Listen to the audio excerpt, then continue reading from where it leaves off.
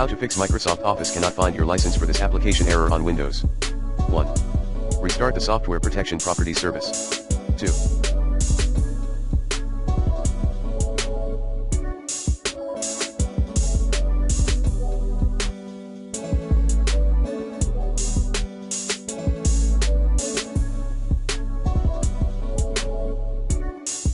Update Microsoft Office. 3. Repair Microsoft Office. 4. Run an SFC scan.